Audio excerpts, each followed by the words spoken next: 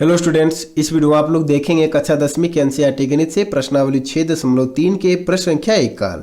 तो आइए देखते हैं प्रश्न संख्या 1 में क्या कहता है। प्रश्न संख्या 1 में कहता है, बताइए कि आकृति 6.34 में दिए त्रिभुजों के युग्मों में से कौन कौन से युग्म समरूप हैं। उस समरूपता कसौटी को लिखिए जिसका प्रयोग आपने उत्तर देने में किया है तथा साथ ही समरूप त्रिभुजों को सांकेतिक रूप में व्यक्त कीजिए। तो आइए सबसे पहले इस प्रश्न को समझते हैं, उसके बाद आगे इस प्रश्न को हल करेंगे।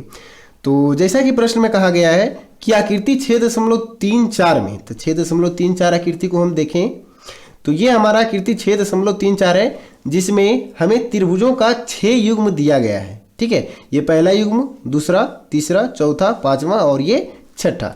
तो ये 6 युग्म दिए गए हैं और इन 6 युग्म में हमें क्या चेक करना है कि कौन सा युग्म जो है समरूप है। ठीक है, त्रिभुज का कौन सा युग्म समरूप है और वो किस समरूपता कसौटी के आधार पे समरूप है, ये हमें लिखना है। और साथ ही त्रिभुजों को, जो समरूप त्रिभुज है, उन्हें क्या करना है, सांकेतिक रूप में भी व्यक्त करना है। ठीक है, तो आइए इस प्रश्न को शानदार तरीके से हल करते हैं। तो वीडियो में लास्ट तक अवश्य बने रहिएगा। तो पहला युग्म जो है, इसमें त्रिभुज ABC दिए गए हैं और त्रिभुज PQR है।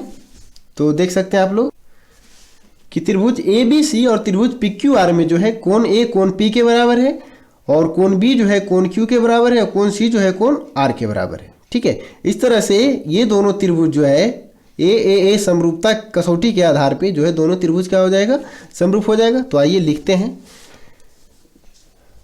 एक का एक में क्या था, त्रिभुज ABC तथा त्रिभुज PQR है ना। त्रिभुज ABC तथा PQR में कोण A बराबर कोण P, जिसका वैल्यू कितना था, 60 डिग्री। आप देख सकते हैं यहाँ पे कोण A 60 डिग्री, कोण P 60 डिग्री। उसी तरह से कोण B जो है बराबर है कोण Q का, जिसका वैल्यू कितना दिया हुआ, 80 डिग्री। और उसी तरह कोण C जो है कोण R के बराबर है और इसका वैल्यू कितना है, 40 डिग्री। तो इस हिसाब से देखें तो संगत कोण है ना, A जो है P के बराबर है।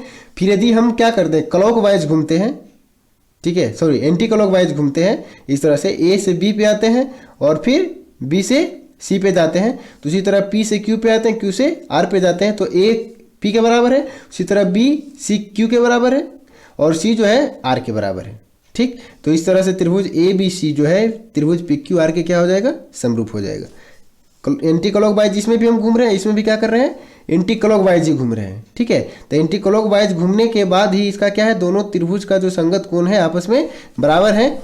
इसलिए यहाँ से हम लिख सकते हैं, इसलिए A समरूपता से त्रिभुज ABC समरूप त्रिभुज PQR, ये पहला हमारा हो गया समरूप। ठीक है, अब आते हैं अगले त्रिभुज में। तो अगला त्रिभुज में हम क्या देखते हैं कि त्रिभुज ABC और त्रिभुज PQR इसमें भी है और इसमें जो है AB भुजा की लंबाई 2 दी हुई है और BC भुजा की लंबाई 2.5 दी हुई है और AC भुजा की लंबाई 3 दी हुई है। उसी तरह त्रिभुज PRQ में PR की भुजा की लंबाई 5 दी हुई है और QR की लंबाई 4 दी हुई है और PQ की भुजा की लंबाई कितनी दी हुई है, 6 दी है। तो हम सबसे पहले लिखेंगे दूसरे में, त्रिभुज ABC में AB की लंबाई 2 दी थी, 2 इकाई, और BC की लंबाई 2.5 इकाई और AC की लंबाई 3 इकाई दी हुई थी। तथा त्रिभुज PQR में क्या दिया हुआ है, QR की लंबाई 4 इकाई और PR की लंबाई 5 इकाई और PQ की लंबाई 6 इकाई। तो आप देख सकते हैं यहाँ पे AB 2 था, हम यहाँ AB 2 लिखे हैं और BC 2.5, AC 3 है, 3 इकाई लिखे हैं। और उसी तरह से QR की लंबाई 4 इकाई है, 4 इकाई लिखे हैं और PR की लंबाई 5 इकाई है, 5 इकाई लिखे हैं। PQ की लंबाई 6 इकाई, 6 इकाई लिखे हैं। तो इस तरह से हम लिखे हैं। तो यहाँ आप देख सकते हैं कि AB और QR का यदि हम अनुपात निकालें तो क्या आ जाएगा, 2/4, यानी 1/2 आ जाएगा यहाँ से। उसी तरह BC और PR का यदि अनुपात निकाले तो यहाँ से भी 1/2 आ जाएगा। 2.5 को 2 बार गुना करेंगे तो क्या आ जाएगा 5। उसी तरह AC और PQ का अनुपात निकालेंगे तो यहाँ भी क्या आ जाएगा 1/2। तो AB बटे QR बराबर BC बटे PR बराबर AC बटे PQ बराबर क्या है, तीनों का अनुपात जो है 1/2 के बराबर है। मतलब दोनों त्रिभुजों की संगत भुजाएं जो है क्या है, अनुपातिक है। इसलिए SSS समरूपता से क्या हो जाएगा, ये दोनों त्रिभुज समरूप हो जाएगा। तो जरा देखेंगे कि हमें इन त्रिभुज को सांकेतिक रूप में व्यक्त करना है। तो यहाँ से हम लिए हैं ABC, ठीक है, और फिर यहाँ से AB भुजा की लंबाई जो है 2 है और यहाँ से QR भुजा की लंबाई 4 है। मतलब AB और QR के अनुपात को हम लिए हैं, ठीक है। तो यदि हम ABC लिखते हैं तो यहाँ से हमको QR, उसके बाद RP जिसकी लंबाई 5 है, यहाँ से BC की लंबाई क्या है 2.5। तो BC और PR की लंबाई का अनुपात जो है 1/2 था, है ना। उसी तरह AC और PQ की लंबाई की भुजा के अनुपात जो है क्या था 1/2 था। तो हम ABC उसके बाद यहाँ से QRP लिखेंगे। तो दो SSS समरूपता से क्या हो जाएगा, त्रिभुज ABC समरूप त्रिभुज QRP, न कि PQR, ठीक है। PQR नहीं, क्या लिखेंगे QRP, क्योंकि संगत भुजा जो है AB के QR है और फिर BC के PR के बराबर है अनुपात जो है, और AC जो है PQ के बराबर है, ठीक। अब आते हैं तीसरे में उसी तरह से। तो तीसरा में जो है त्रिभुज दिया हुआ है LMP और DEF। तो इन दोनों त्रिभुजों में यदि हम देखते हैं तो MP और D का दोनों अनुपात निकालते हैं तो 1/2 तो आ जाता है, ठीक है। उसी तरह LP और DF का अनुपात निकालते हैं तो 1/2 आ जाता है, ठीक है। लेकिन यहाँ LM और EF का अनुपात निकालते हैं तो 5 आता है। लेकिन यदि हम लगातार लेके चलें MP के बाद, देखिए यहाँ से ध्यान दीजिएगा, MP यदि हम यहाँ से क्या करते हैं एंटी क्लॉकवाइज घूमते हैं, ठीक है, M से P से L की ओर जाते हैं। उसी तरह यदि हम यहाँ से D से E की ओर, फिर E से F की ओर, तो D के बाद E आएंगे। तो यहाँ 2 के बदले यदि हम यहाँ से MP भुजा और D भुजा का अनुपात निकालें तो 2/4। तो उसके बाद हमको अगला भुजा यहाँ दिए LP लेते हैं, तो यहाँ अगला भुजा में क्या लेना पड़ेगा, EF लेना पड़ेगा। तो यहाँ आ जाएगा 3/5। तो 2/4 और 3/5 तो बराबर नहीं होगा, समझ रहे हैं। उसी तरह EF लिए हैं, इसमें LP और EF लिए हैं, और इसमें यदि हम LM लेते हैं तो इसमें अगला हमें क्या लेना पड़ेगा, DF लेना पड़ेगा, ठीक है। तो इन भुजाओं का अनुपात भी क्या है, बराबर नहीं है। तो इस हिसाब से ये दोनों त्रिभुज समरूप नहीं होंगे। तो आइए लिखते हैं आगे, त्रिभुज LMP तथा त्रिभुज DEF में, है ना, क्या दिया हुआ है, त्रिभुज LMP तथा त्रिभुज DEF में LM बराबर 2.7 इकाई और MP बराबर 2 इकाई। उसी तरह से LP बराबर 3 इकाई। और आगे इसमें हम लेंगे LM। तो जैसे हम MP भुजा को लिए थे D के अनुपातिक, है ना, तो MP भुजा के सामने D को लिख देते हैं, MP भुजा के सामने D। तो D भुजा की लंबाई 4 इकाई है। और उसके बाद EF, मतलब LP के जगह पे EF, तो EF बराबर 5 इकाई दिया हुआ है। और फिर है DF के बराबर क्या दिया हुआ है, 6 इकाई। तो MP D 2 4 लिए हैं, ठीक है। किसी भी तरह से आप इसको कलट पलट के किसी भी तरह से अनुपात निकालिएगा तो इनके अनुपात जो है बराबर नहीं आएगा। क्योंकि भुजा की लंबाई दी हुई है, इसलिए हमें भुजाओं का अनुपात ही निकाल करके इन दोनों त्रिभुज को समरूप साबित करना है। लेकिन ये दोनों त्रिभुज समरूप नहीं आएंगे। आप किसी भी भुजा को कलट पलट करके देख लीजिए। तो यहाँ से हम देखते हैं कि LM DF MP DE LP और EF किसी भी भुजा का अनुपात बराबर नहीं है। इसलिए यहाँ से आप लिख सकते हैं कि ये त्रिभुज जो है समरूप नहीं है, ठीक है। डायरेक्ट लिख सकते हैं अपने मन से, मतलब इतना आपको प्रोसेस करने की जरूरत भी नहीं है, डायरेक्ट लिख सकते हैं कि ये त्रिभुज समरूप नहीं है। अब आ जाइए चौथे में। चौथे त्रिभुज को हम देखते हैं तो इसमें जो है 2 त्रिभुज MNL और PQR है। तो इसमें हम देख रहे हैं कि कोण M जो है 70 डिग्री है, यहाँ कोण Q जो है 70 डिग्री है। उसके बाद यदि हम इधर से घूमे क्लॉकवाइज, ठीक है, क्या घूमे क्लॉकवाइज, तो NM की जो लंबाई है 2.5 इकाई है। और इसके बाद हम RQ को लें, ठीक है, सॉरी क्यू आर नहीं, पी क्यू से चलना पड़ेगा। यदि हम एन एम से चलते हैं तो इस त्रिभुज में हमें कहाँ से चलना पड़ेगा, पी क्यू आर, ठीक है। यहाँ से चलते हैं एन एम एल, या फिर चलते हैं यदि इस कोण को लेके चल रहे हैं M N L, M N L, तो हमें क्या करना पड़ेगा, इस कोण को लेके चलना पड़ेगा, तो क्यू पी आर, ठीक है, समझ रहे हैं। जैसे कोण यम जो है कोण क्यू के बराबर है, उसी तरह यम भुजा का अनुपात जो है पी क्यू भुजा के अनुपात से कितना आ जाएगा, 1/2। उसी तरह से एम एल और क्यू आर भुजा का अनुपात जो आ जाएगा 1/2। तो मतलब दो पहले त्रिभुज की दो संगत भुजाएं और उसके अंतर्गत की एक कोण बराबर है, तो यानी एस ए एस समरूपता से दोनों त्रिभुज क्या हो जाएंगे, समरूप हो जाएंगे। तो आइए लिखते हैं, त्रिभुज एम एन एल में कोण यम बराबर 70 डिग्री और एम एन बराबर 2.5 और एम एल बराबर क्या दिया हुआ है, 5 इकाई, तथा त्रिभुज पी क्यू आर में क्या दिया हुआ है, कोण क्यू बराबर 70 डिग्री और पी क्यू बराबर 5 इकाई और क्यू आर बराबर 10 इकाई। तो यहाँ से कोण यम कोण क्यू के बराबर हो गया, ठीक है। दोनों